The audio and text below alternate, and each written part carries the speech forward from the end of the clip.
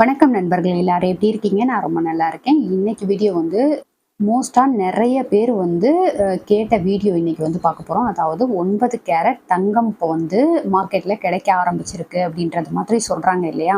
அது வந்து எந்த அளவுக்கு நமக்கு வந்து பயன் தரும், அந்த 9 கேரட் அப்படின்றதுல எந்த அளவுக்கு தங்கம் ப்ளஸ் அடுத்தடுத்த உலோகங்கள் வந்து கலந்துருக்கும், இதுக்கு பிஏஎஸ் ஹால்மார்க் வந்து சீல் கொடுக்குறாங்களா இல்லையா, அதோட இந்த தங்கத்தோடைய நிறம் மாறுமா, இது வந்து அடகு வைக்க முடியுமா, இல்லை மறு விற்பனை பண்ணுறப்போ நமக்கு நம்ம வாங்கின ரேட் படி எடுத்துக்குவாங்களா, அந்த மாதிரியான நிறைய டீட்டெயில் வந்து இந்த வீடியோவில் பார்க்க போகிறோம். அதாவது இந்த ஒரு வீடியோ பார்த்தீங்க அப்படின்னாவே இந்த 9 கேரட் பார்த்தீங்கன்னா நிறை குறை அத்தனை விஷயமும் தெரிஞ்சுக்கலாம். ஸோ வீடியோ வந்து எந்த இடத்துலையும் ஸ்கிப் பண்ணாமல் ஃபுல்லாக பாருங்கள். இடையில வந்து உங்களுக்கு ஏதாவது ஒரு டவுட் இருக்குது, அதாவது நான் இந்த வீடியோவில் சொல்லாத டவுட் ஏதாவது இருக்குது அப்படின்னா கண்டிப்பாக நான் வந்து ரிப்ளை பண்ணுவேன். அதனால் கொஞ்சம் வீடியோ வந்து பொறுமையாக பாருங்கள். இந்த தங்கம் பொறுத்த அளவுக்கு பார்த்தீங்கன்னா, அதாவது இந்த 9 கேரட் தங்கம் பொறுத்த அளவுக்கு ஒரு பெனிஃபிட்டான ஒரு விஷயமும் இருக்குது, ரொம்ப ரொம்ப சூப்பரான ஒரு விஷயமும் இருக்குது. ஸோ கண்டிப்பாக ஸ்கிப் பண்ணாமல் பாருங்கள். இந்த 9 கேரட் தங்கம் அப்படின்றத பற்றி தெரிஞ்சுக்கிறதுக்கு முன்னாடி தங்கத்தோடைய தரம் அப்படின்றது இம்பார்ட்டண்ட்டாக நம்ம வந்து தெரிஞ்சுக்கணும். அதாவது இந்த 9 கேரட் அப்படின்னா என்ன அப்படின்றத தெரிஞ்சுக்கிறதுக்கு இது வந்து ரொம்பவே ஹெல்ப்ஃபுல்லாக இருக்கும். இப்போ 24 கேரட் அப்படின்றது நம்ம யூஸ்வலாக எல்லா இடத்துலையும் கேள்விப்படுறது. 24 கேரட் அப்படின்றது அதில் தங்கம் மட்டும்தான் இருக்கும். அதாவது 99.9% வந்து தங்கம் மட்டும்தான் இருக்கும். இந்த 24 கேரட் 1 கிராம் தங்கத்தோடைய ரேட் பார்த்தீங்கன்னா செப்டம்பர் 1ஆம் தேதி அன்னைக்கு 10,588 ரூபாய். இது வந்து 1 கிராம் ரேட். அது இந்த 24 கேரட் அப்படின்றது வந்து கட்டி வடிவத்தில் கிடைக்கும், இதில் இல்லை பிஸ்கட் இந்த மாதிரி வந்து கிடைக்கும். இதில் வந்து நம்ம வந்து இன்வெஸ்ட்மெண்ட் பர்பஸ்க்காக நிறைய பேர் வந்து இன்வெஸ்ட் பண்ணுவாங்க. நிறைய பெரிய பெரிய பணக்காரங்கள்லாம் பார்த்தீங்கன்னா இது மாதிரி 24 கேரட் அப்படின்றதுல வந்து நிறைய இன்வெஸ்ட் பண்ணுவாங்க. அதிகபட்சம் எல்லா நாடுகளுமே வந்து இந்த மாதிரி தங்கத்தை வந்து இன்வெஸ்ட் பண்ணி வாங்கி வைப்பாங்க. அதுதான் 24 கேரட் அப்படின்றது. 22 கேரட் அப்படின்றது இப்போ நம்ம பயன்படுத்திட்டு இருக்கக்கூடிய தங்க நகை வடிவத்தில் இருக்குது பார்த்தீங்களா? இப்போ வளையல், மோதிரம், செயின், நெக்லஸ் அப்படியெல்லாம் எடுக்கிறோம் இல்லையா? அதுதான் வந்து 22 கேரட். அதோடைய தங்கம் இருக்கிற பர்சன்டேஜ் பார்த்தீங்கன்னா 91.6, அதாவது 916 தங்கம் அப்படின்னு சொல்கிறோம்ல, அதோடைய பர்சன்டேஜ் தான் இது. தங்கம் வந்து அந்த 22 கேரட்டில் 91.6% வந்து தங்கம் இருக்கும். பேலன்ஸ் வந்து அந்த 100% வர்ற வரைக்கும் நமக்கு வந்து வெள்ளி, செம்பு இந்த மாதிரி விஷயங்கள் வந்து கலப்பாங்க. இது செப்டம்பர் 1ஆம் தேதிக்கான 1 கிராம் ரேட்டு பார்த்தீங்கன்னா 9,705 ரூபாய்.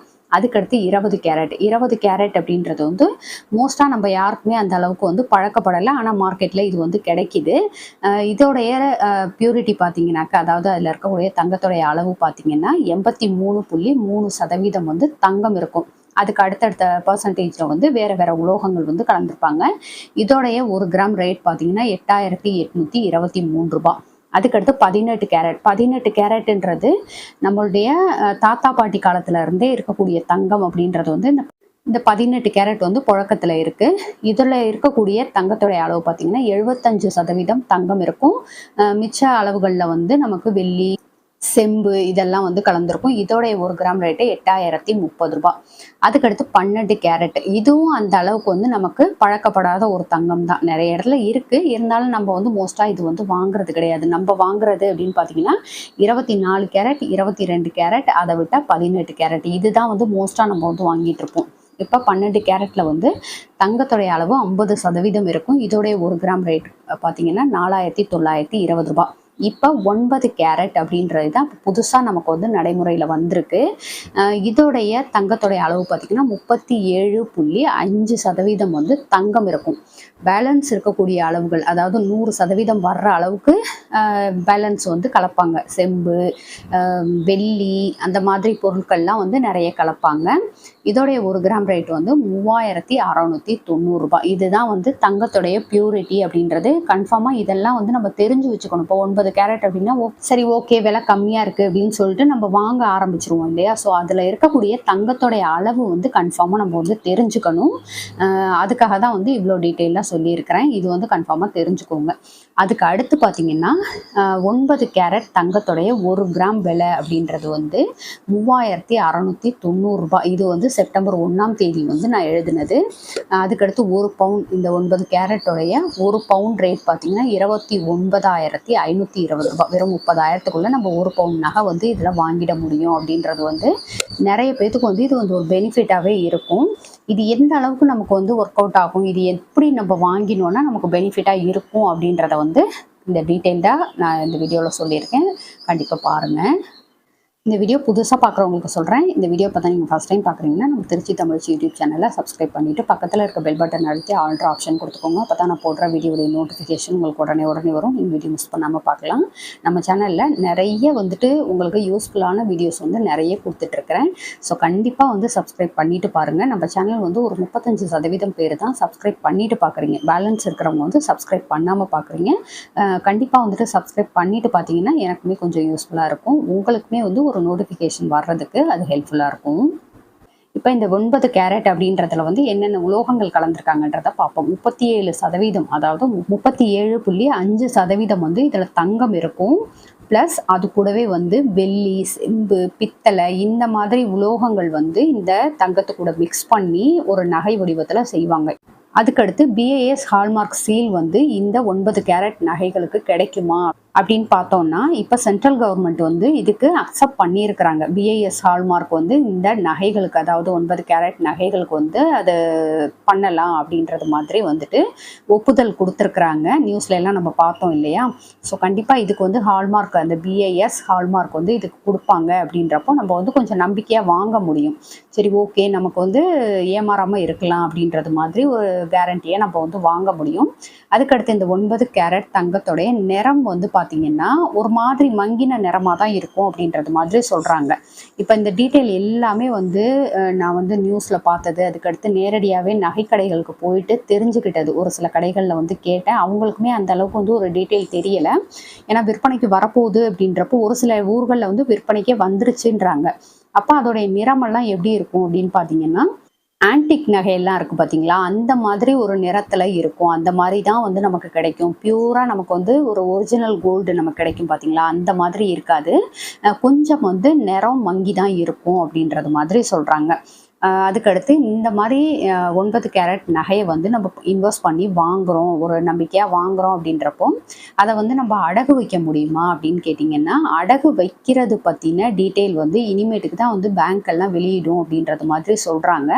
ஒருவேளை நம்மளுக்கு இந்த 9 கேரட் தங்க நகைகள் வந்து அடகு வைக்க முடியும், மறு விற்பனையெல்லாம் பண்ண முடியும் அப்படின்றது மாதிரி வந்துச்சுன்னா உண்மையாகவே இது வந்து ஒரு வரப்பிரசாதம் அப்படின்னு தான் சொல்லணும். நமக்கு வந்து இது ஒரு யூஸ்ஃபுல்லான ஒரு தங்கமாக நம்ம வந்து பார்க்கலாம். ஆனால் இதை பற்றின டீட்டெயில் வந்து இன்னும் வெளியில் தெரியாமல் இருக்குது. அதாவது அடகு வைக்க முடியுமா அப்படின்ற டீட்டெயில் வந்து இனிமேட்டுக்கு தான் வந்து இது பற்றின டீட்டெயில் வந்து ஒவ்வொன்றா வெளியிடுவாங்க அப்படின்றது மாதிரி சொல்கிறாங்க.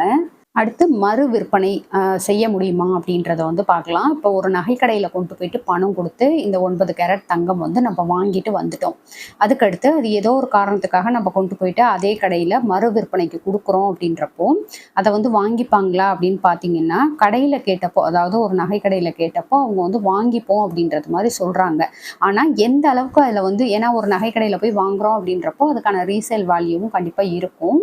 ஆனால் அது எந்த அளவுக்கு வந்து எடுத்துக்குவாங்க, எந்த பர்சன்டேஜில் வந்து கழிச்சுட்டு எடுத்துக்குவாங்கன்றதெல்லாம் வந்து அவங்களுக்கே இன்னும் தெரியலை. ஸோ இது பற்றின டீட்டெயில் வந்து தெரிஞ்சுது அப்படின்னா கண்டிப்பாக நான் வந்து உங்களுக்கு போஸ்ட் பண்ணுறேன். மறு விற்பனை அப்படின்றத பற்றின டீட்டெயில் வந்து இன்னும் முழுசாக நமக்கு வந்து என்னன்றது தெரியலை. அதுக்கடுத்து தங்கத்தோடைய நிறம் மாறுமா, இந்த 9 கேரட் தங்கத்தோடைய நிறம் வந்து மாறி போயிடுமா நம்ம யூஸ் பண்ண அப்படின்னு கேட்டிங்கன்னா, ஆமாம், கண்டிப்பாக இதோடைய நிறம் மாறும் அப்படின்னு சொல்கிறாங்க. ஏன்னா இதில் வந்து ஜஸ்ட் ஒரு 37.5% தான் தங்கம் இருக்குது.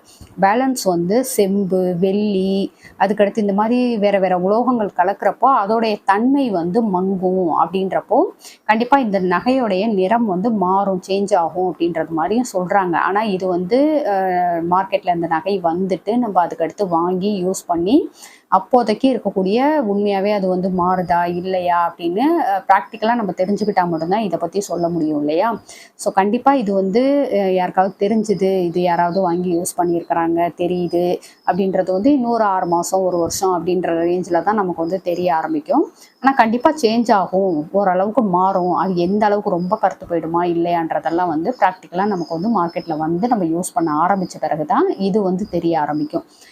அதுக்கடுத்து இந்த 9 கேரட் தங்கம் வந்து மார்க்கெட்டில் வர ஆரம்பிச்சிருச்சு, எல்லாரும் வாங்கி யூஸ் பண்ணுறாங்க. அதுக்கு மறு விற்பனை வந்து ஓகே, கண்டிப்பாக பண்ணலாம் அதுக்கடுத்து அடகும் வைக்க முடியும் அப்படின்றது மாதிரிலாம் சொல்லி நமக்கு வந்து ஒரு கேரண்டியாக இருந்தது அப்படின்னா கண்டிப்பாக அந்த 9 கேரட் தங்கம் வந்து நிறைய பேர் இன்வெஸ்ட் பண்ணி வாங்குவாங்க. ஏன்னா நிறைய பேர் பார்த்தீங்கன்னா மிடில் கிளாஸ் தான், நம்மள மாதிரி மிடில் கிளாஸ் அப்படின்றப்போ அவங்களுக்கு வந்து ஓரளவுக்கு தங்கமும் போடணும், அதே சமயம் விலை கம்மியாகவும் இருக்கணும் அப்படின்றது மாதிரியான மைண்ட் செட்டில் வந்து நிறைய பேர் இருப்போம்.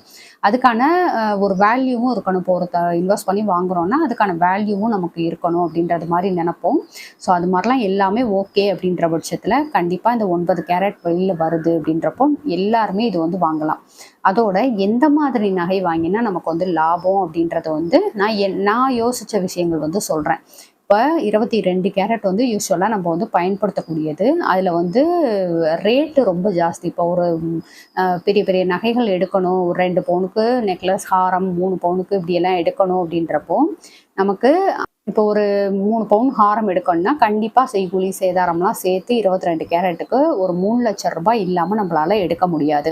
ஆனால் இந்த 9 கேரட் தங்கம் அப்படின்றது வந்து இந்த மாதிரி பெரிய பெரிய நகைகள் எடுக்கிறதுக்கு வந்து ரொம்பவே யூஸ்ஃபுல்லாக இருக்கும். ஏன்னா விலை வந்து கம்மி, ஒரு 30,000 தான் ஒரு பவுன் அப்படின்றப்போ ஒரு 90,000க்குள்ள 3 பவுன் நகை எடுத்துடலாம்.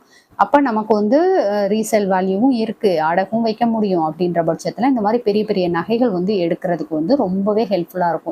நிறைய பேர்த்துக்கு வந்து பெரிய நகைகள் போடணும், குட்டி குட்டியாக போடுறோம் அப்படின்றது மாதிரிலாம் இல்லாமல் ஒரு சேஞ்சுக்காவது இப்போ 22 கேரட்ல எல்லாம் நிறைய எடுத்திருக்கோம் அப்படின்றவங்க கூட இந்த 9 கேரட்ல வந்து இனிமேல் எடுத்தோம்னா பெருசாக எடுத்து போட்டுக்கலாம் அப்படின்றது மாதிரியான ஒரு ஆசை வந்து வரும் இல்லையா? ஸோ அது மாதிரி ஒரு பெரிய பெரிய நகைகள் எடுக்கிறதுக்கு வந்து இந்த 9 கேரட் அப்படின்றது ரொம்பவே யூஸ்ஃபுல்லாக இருக்கும். இந்த 9 பாயிண்ட்ல பார்த்தீங்கன்னா நான் எனக்கு தெரிஞ்ச விஷயம், அதுக்கடுத்து வந்து வெளியில் நகை கடைகளில் கேட்ட விஷயம், இந்த மாதிரி எல்லாமே வந்து உங்க கூட ஷேர் பண்ணியிருக்கேன். இப்போ நான் சொல்லியிருக்கேன் அந்த 9 பாயிண்ட்ல இல்லாத ஏதாவது ஒரு விஷயம் உங்களுக்கு தெரிஞ்சுக்கணும் அப்படின்ற பட்சத்தில் கண்டிப்பாக கமெண்ட் பண்ணுங்கள், நான் வந்து அதுக்கு ரிப்ளை பண்ணுறேன். ஆனால் இதில் சொல்லியிருக்க விஷயமே திரும்ப திரும்ப கேள்வியாக கேட்காதீங்க, ஏன்னா வந்து ரிப்ளை பண்ண முடியலை நிறைய பேர்த்துக்கு. ஸோ அதுக்காக அப்படி சொல்கிறேன். அதோட உங்களுக்கு ஏதாவது இந்த தங்கம் பற்றின வேறு ஏதாவது விஷயங்கள் தெரிஞ்சிருக்கு அப்படின்னாலும் கண்டிப்பாக கமெண்ட்டில் சொல்லுங்கள், அது எல்லாருக்குமே ரொம்ப யூஸ்ஃபுல்லாக இருக்கும். ஓகே ஃப்ரெண்ட்ஸ், இந்த வீடியோ உங்களுக்கு பிடிச்சிருந்தா லைக் பண்ணிக்கோங்க, உங்கள் ஃப்ரெண்ட்ஸுக்கும் ஷேர் பண்ணுங்கள். நம்ம திருச்சி தமிழ் யூடியூப் சேனலில் கண்டிப்பாக சப்ஸ்கிரைப் பண்ணிட்டு பாருங்கள். Thank you.